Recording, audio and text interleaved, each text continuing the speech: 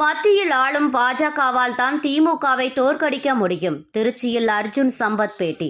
திருச்சி ஸ்ரீரங்கத்தில் ஈவேரா சிலையை சேதப்படுத்திய வழக்கு திருச்சி நீதிமன்றத்தில் நடைபெற்று வருகிறது. இது தொடர்பாக இன்று இந்து மக்கள் கட்சியின் தலைவர் அர்ஜுன் சம்பத் திருச்சி தலைமை குற்றவியல் நீதித்துறை நடுவர் நீதிமன்றத்தில் ஆஜரானார். பின்னர் செய்தியாளர்களுக்கு பேட்டியளித்த அர்ஜுன் சம்பத், ஸ்ரீரங்கம் ஈவேரா சிலை அகற்றப்பட்ட அந்த வழக்கில் இன்றைக்கு விசாரணை நடைபெற்று வருகிறது. சாட்சிகள் விசாரணை இந்து மக்கள் கட்சியினுடைய நிர்வாகிகள் மீது வழக்கு தொடுக்கப்பட்டிருக்கிறது. ஸ்ரீரங்கம் கோவில் ராஜகோபுரத்தின் முன்பாக அமைந்திருக்கின்ற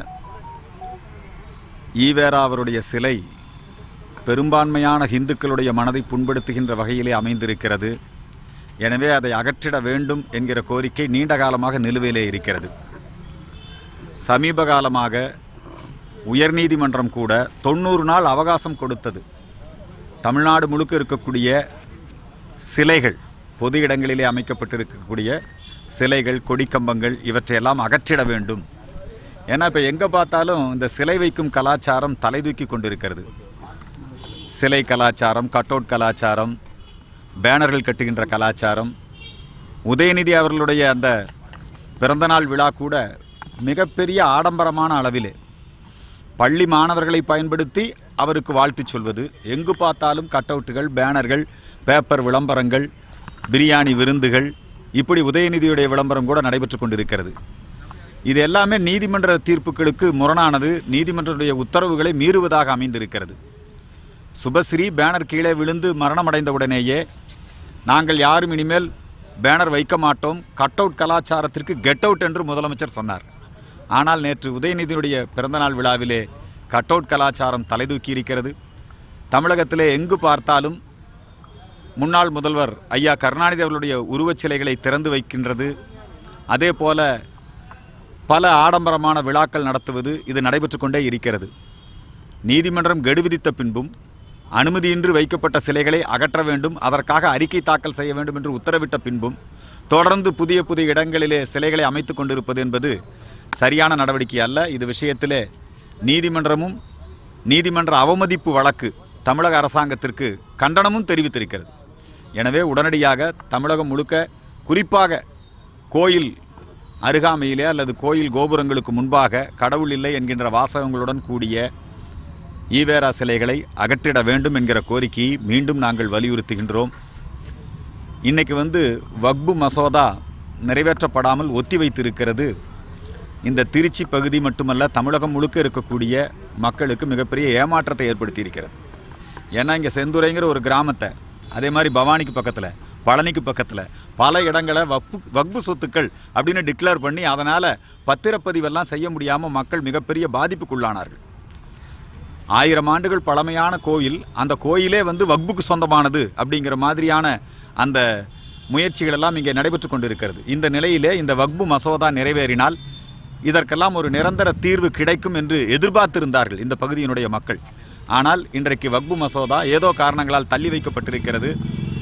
அதை உடனடியாக தள்ளி வைக்காமல் நாடாளுமன்ற கூட்டத்தொடரிலே அந்த வக்பு மசோதாவை முறையாக விசாரித்து அந்த வக்பு மசோதாவை நிறைவேற்ற வேண்டும் என்கிற கோரிக்கையை இந்து மக்கள் கட்சி முன்வைக்கின்றது. தமிழ்நாட்டில் எங்கே பார்த்தாலும் ஐயப்பனை இழிவுபடுத்தக்கூடிய வகையிலே பாடல்கள் வெளியிடுவது, குறிப்பாக நீலம் பண்பாட்டு மையம், இசைவாணி, பா ரஞ்சித் ஐயப்பன் குறித்து இழிவான பாடலை பாடி கோடான கோடி ஐயப்ப பக்தருடைய மனதை புண்படுத்தி இருக்கிறார்கள். அதே போல சனாதன தர்மம் குறித்து மிக மோசமாக விமர்சனம் செய்து கேலி கிண்டலுக்கு உள்ளாக்கி பிராமணர்களை கேலி கிண்டலுக்கு உள்ளாக்குவது, இதையெல்லாம் எதிர்த்துத்தான் இந்து மக்கள் கட்சி ஒரு மிகப்பெரிய போராட்டத்தை சென்னையிலே நடத்தியது. ஆனால் அந்த போராட்டத்தை நடத்தியவர்கள், முன்னின்று செய்தவர்கள், இவர்கள் மீதெல்லாம் வழக்கு போடுவது. கஸ்தூரி அவர்களை ஹைதராபாத் சென்று கைது செய்து சிறையில் அடைத்தார்கள். அதே போல என் மீது பொய் வழக்கு போடப்பட்டது. தற்பொழுது இந்து மக்கள் கட்சியினுடைய இளைஞரணி ஓம்கார் பாலாஜி அவர்களும் சிறையில் அடைக்கப்பட்டிருக்கிறார்கள். இந்த தொந்தரவுகள் தொடர்ந்து நடைபெற்று கொண்டே இருக்கின்றது. சனாதன ஆதரவு அல்லது ஆன்மீகத்திற்கு ஆதரவாக செயல்படுகின்றவர்கள், இவர்கள் மீது எல்லாம் அரசாங்கம் நடவடிக்கை எடுக்கிறது. இதை தவிர்க்க வேண்டும் என்பதற்காக சனாதன ஆதரவு வழக்கறிஞருடைய கூட்டம் கருத்தரங்கம் வரக்கூடிய 8ஆம் தேதி திருச்சி மாநகரத்திலே ஸ்ரீரங்கத்திலே நடைபெற இருக்கிறது. அந்த கூட்டத்திற்கு தமிழகம் முழுக்க இருந்து சனாதன ஆதரவு பிராமணர் பாதுகாப்பிலே அக்கறை கொண்டிருக்கின்ற வழக்கறிஞர்கள் பெரும்பாலானோர் பங்கெடுத்து சிறப்பிக்க இருக்கின்றார்கள். இதனைத் தொடர்ந்து நாங்கள் முதலமைச்சரை சந்திப்பதற்கும் முயற்சிகளை மேற்கொண்டு வருகிறோம். தமிழகத்திலே ஒரு குறிப்பிட்ட சமூகத்தை, பிராமண சமூகத்தை குறிவைத்து இழிவுபடுத்துவது என்பது நிறுத்தப்பட வேண்டும். எல்லோருக்குமான அரசு என்று சொல்லுகிறீர்கள், ஆனால் பிராமண சமுதாயத்தை மட்டும் அடக்கி ஒடுக்கி அவர்களை மட்டும் புறக்கணிப்பது என்பது, அவர்களை கேலிக்குள்ளாக்குவது என்பது நிறுத்தப்பட வேண்டும். இந்த கோரிக்கையோடு தமிழக முதலமைச்சரை சந்திப்பதற்கான முயற்சியை மேற்கொண்டு வருகிறோம். தமிழகத்திலே விஸ்வகர்மா திட்டம், பிரதமருடைய விஸ்வகர்மா ஆவாஸ் யோஜனா, விஸ்வகர்மா வேலைவாய்ப்பு திட்டம், 18 விதமான கைவினை தொழில்களை, கைவினை தொழிலாளர்களை அடையாளம் கண்டு அவர்களை விஸ்வகர்மா என்று சொல்லி அவர்களுக்கு தொழிற்பயிற்சி, அவர்களால் உற்பத்தி செய்யப்படக்கூடிய கைவினை பொருட்கள் அதை மார்க்கெட் செய்யக்கூடிய வரைக்கும் அவர்களுக்கு மானியத்துடன் கூடிய கடனுதவி வசதி, புதிய தொழில்நுட்பங்களை புகுத்துதல், இப்படி பல்வேறு விதமான திட்டங்களை ஒருங்கிணைத்துத்தான் இந்த விஸ்வகர்மா திட்டம் நாடு முழுக்க அமுல்படுத்தப்படுகிறது. இதன் மூலமாக கொல்லர்கள், தச்சர்கள், சிற்பம் செய்பவர்கள், ஓவியர்கள், கூடை முனைபவர்கள், பனை ஓலைகளால் பல்வேறு விதமான கைவினை தொழில் புரிபவர்கள், நாவிதர்கள், செருப்பு தைப்பவர்கள், இப்படி அனைத்து தரப்பினரும் பயன்படக்கூடிய ஒரு அற்புதமான திட்டம் இந்த திட்டம். தமிழ்நாட்டினுடைய கைவினைப் பொருட்கள் உலக புகழ் பெற்றவை. தஞ்சாவூர் தலையாட்டி பொம்மையாக இருக்கலாம், இது எல்லாமே கைவினைப் பொருட்கள் தான். இந்த கைவினைப் பொருட்களை மேம்படுத்துவது, அதை உலக அளவிலே மார்க்கெட் செய்வது, கைவினை தொழிலாளர்களுக்கு வேலைவாய்ப்பு ஏற்படுத்துவது, பயிற்சி கொடுப்பது, இது ஒரு நல்ல திட்டம். ஆனால் இந்த திட்டத்துக்கு இது குலத்தொழில் திட்டம் என்று ஜாதி முத்திரை குத்தினார் திராவிடர் கழகத்தை சார்ந்த வீரமணி அதை ஜாதி முத்திரை குத்திய உடனேயே இன்றைக்கு மு.க. ஸ்டாலின் அவர்கள் நாடு முழுக்க குல தொழில் திட்டத்தை அமுல்படுத்தக்கூடிய முயற்சி, இந்த குலத்தொழில் திட்டத்தை நாங்கள் தமிழகத்திலே அமுல்படுத்த மாட்டோம் என்று இதுக்கு ஜாதி சாயம் பூசுகிறார். மு.க. ஸ்டாலின் அவர்களுக்கு நான் வேண்டுகோள் வைக்கின்றேன்.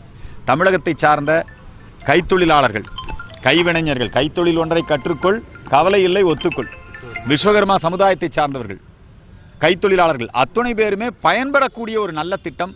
இந்த திட்டத்தை தடை செய்ய வேண்டாம். இந்த திட்டத்தை தமிழகத்திலே அமுல்படுத்துங்கள். ஏற்கனவே ஏழைகளுக்கான இடஒதுக்கீடு திட்டத்தை இதே போல தான் ஜாதி சாயம் பூசி 10% இடஒதுக்கீடு ஏற்கனவே இருக்கக்கூடிய அந்த இடஒதுக்கீட்டு கொள்கை, ஜாதிவாரி இடஒதுக்கீட்டு கொள்கை, அது எந்த வகையிலும் பாதிக்காது.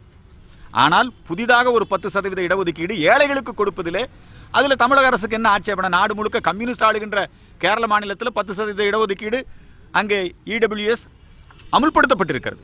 இங்கே தமிழ்நாட்டில் மட்டும் அதில் பிராமணர்கள் பயனடைஞ்சிருவார்களோ அப்படிங்கிற அந்த கண்ணோட்டத்தில் பிராமணர்கள் எந்த வகையிலும் பயன்படக்கூடாது. இதில் ஏறத்தாழ 72% முஸ்லீம் கிறிஸ்தவர் உட்பட இதில் பயனடைவார்கள். ஏழைகள் எந்த சமுதாயத்தில் இருந்தாலும் முன்னேறுவதற்கான ஒரு நல்ல திட்டம் இந்த திட்டம். இதுவரை இடஒதுக்கீட்டின் பயன் பெறாதவர்கள், ஏழைகளாக இருப்பவர்கள், அவர்களுக்கான ஒரு திட்டம். இந்த திட்டத்தையும் தமிழகத்திலே அமுல்படுத்தாமல், அதே போல மும்மொழி கல்விக் கொள்கை நாடு முழுக்க இருக்கிறது. புதிய கல்விக் கொள்கை நாடு முழுக்க ஏற்றுக்கொள்ளப்பட்டிருக்கிறது. ஆனால் தமிழகத்தில் மட்டும் அமுல்படுத்த முடியாது. இந்த மாதிரியான தொனியிலே இந்த அரசாங்கம் செயல்பட்டு கொண்டிருப்பது வன்மையாக கண்டிக்கத்தக்கது. தமிழகத்திலே புதிய கல்விக் கொள்கை திட்டத்தை அமுல்படுத்த வேண்டும்.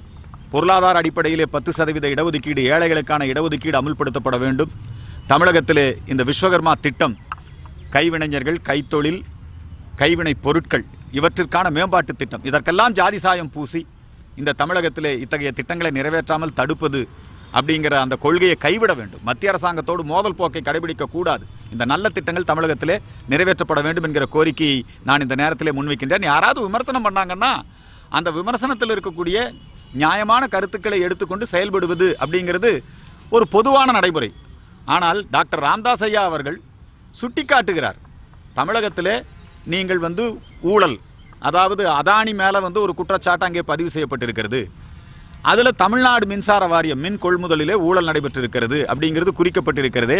இதை பற்றி அவர் கேள்வி எழுப்புகிறார். இதுக்கு நீங்கள் விளக்கம் கொடுக்கறத விட்டுட்டு அவர் வேலை வெட்டி இல்லாதவர்னு அவங்களை இழிவுபடுத்துவது என்பது வன்மையாக கண்டிக்கத்தக்கது.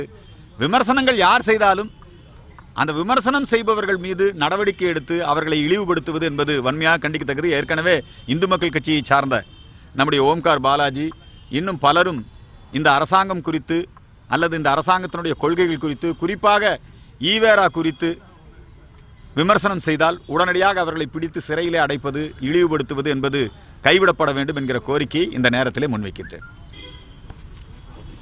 வேறு ஏதாவது இருக்கா?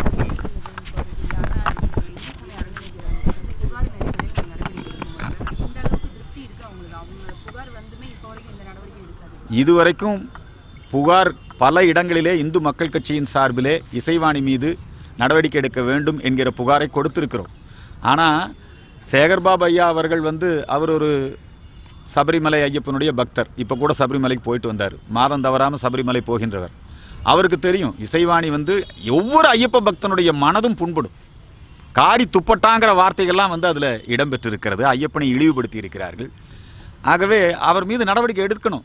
நீங்கள் கஸ்தூரியை மட்டும் இங்கிருந்து அங்கே போய் கைது பண்ணிட்டு வந்தீங்கல்ல, ஓம்கார் பாலாஜியை சிறையில் அடைச்சிங்கல்ல, ஏன் இப்போ போலீஸ் வேலை செய்யாமல் இருக்குது? அறநிலையத்துறை அமைச்சர் சொல்கிறாரு, நாங்கள் அதை சட்டத்தின் பார்வையில் பரிசீலனையில் இருக்குது, எந்த மதத்தையும் யாரையும் இழிவுபடுத்தக்கூடாதுங்கிறாங்க. ஏன் இன்னும் இசைவாணி மேலே கைது நடவடிக்கை எடுக்கலை? இந்த கேள்வியை நாங்கள் முன்வைக்கின்றோம். நடவடிக்கை எடுக்க வேண்டும் என்று வலியுறுத்துகிறோம். சார், ஒரு நாட்கள் அண்ணாமலை தமிழக அரசியல் என்பது அண்ணாமலைக்கும் மற்ற கட்சி தலைவர்களுக்கு தான் போட்டி. வருகின்ற 26 தேர்தல், சட்டமன்ற தேர்தல் பிஜேபி வெர்சஸ் அதர்ஸ் தான். இங்கே இருக்கக்கூடிய திமுக, அதிமுக, இப்போ புதிதாக தோன்றிய தமிழக வெற்றி கழகம், இவங்க எல்லாருமே தேசிய மாடலை எதிர்க்கிறவங்க. இவங்க எல்லாருமே நீட் தேர்வுக்கு ஆதரவாளர்கள். அது ஏடிஎம்கேவாக இருக்கலாம், டிஎம்கேவாக இருக்கலாம். எல்லாமே இருமொழி கல்விக் கொள்கை பேசுகிறவங்க, எல்லாமே விஸ்வகர்மா திட்டத்தை எதிர்க்கிறவங்க, எல்லாமே பொருளாதார அடிப்படையில் ஏழைகளுக்கான இடஒதுக்கீட்டை எதிர்க்கிறவங்க. இதில் ஒரு திராவிடத்துக்கு, இப்போ திமுகங்கிறது ஒரு மக்கள் விரோத அரசுனா அதுக்கு மாற்று அதிமுக அல்ல. ஒரு திராவிடத்துக்கு மாற்று இன்னொரு திராவிடம் அல்ல. திராவிடத்திற்கு மாற்று தேசியம்தான். அதனால் இங்கே பிஜேபி வெர்சஸ் அதர்ஸுங்கிற நிலை தான் இருக்குது. அண்ணாமலை அவர்கள் தமிழகத்தினுடைய அந்த அரசியலுக்கு மீண்டும் திரும்பி அவர் செயல்பட ஆரம்பிக்கின்ற பொழுது அண்ணாமலை வெர்சஸ் அதர்ஸ் தான். Annamalai versus Stalin, Annamalai versus Edappadi, Annamalai versus நாம் தமிழர், அண்ணாமலை வெர்சஸ் வெற்றி கழகம். இதுதான் இன்னைக்கு தமிழ்நாட்டினுடைய அரசியல் சூழ்நிலையாக இருக்கிறது. 26 தேர்தலையும் அண்ணாமலையா மற்றவர்களா, அதே மாதிரி பிஜேபியா மற்ற கட்சியா, அப்படித்தான் 26 தேர்தல் இருக்கும். இது ஒரு சித்தாந்த ரீதியான தேர்தல். திராவிடமா தேசியமா? திராவிட மாடலா, பெருந்தலைவர் காமராஜருடைய தேசிய மாடலா? அதுதான் இந்த வரக்கூடிய அரசியல் என்பது அப்படித்தான் அமையப் போகிறது. அதிலே நிச்சயமாக இந்த மக்கள் விரோத அரசு போக வேண்டும் என்கிற கருத்திலே உறுதியாக மக்கள் இருக்கிறார்கள். இந்த மக்களுக்கு எல்லாமே ஏடிஎம்கே தான் திமுகவை தோக்கடிக்க முடியுமா அப்படின்னா அது மேலே ஏடிஎம்கே மேலே நம்பிக்கை இல்லை. ஏடிஎம்கேனால திமுகவை தோக்கடிக்க முடியாது. இப்போ தான் அது அரசியல் சூழ்நிலை. அதே மாதிரி நாம் தமிழர் திமுகவை தோக்கடிக்க முடியுமா? முடியாது. தமிழக வெற்றி கழகம் திமுகவை தோக்கடிக்குமா? முடியாது. பாஜக மத்தியில் ஆளுங்கட்சி. பாஜகவால் தான் இந்த திமுகவை தோக்க முடியும், மக்கள் விரோத அரசாங்கத்தை அகற்ற முடியும். இன்னைக்கு மகாராஷ்டிரத்திலே மிகப்பெரிய வெற்றியை பாஜக அடைந்திருக்கிறது. அந்த வெற்றியினுடைய எதிரொலி வரக்கூடிய 2026 தேர்தலிலே அமையும். தமிழகத்திலே அண்ணாமலையினுடைய அந்த அரசியல் இந்த தமிழக அரசியல் களத்தை மாற்றி அமைத்திருக்கிறது. நிச்சயமாக அண்ணாமலை வெற்றி பெறுவார்.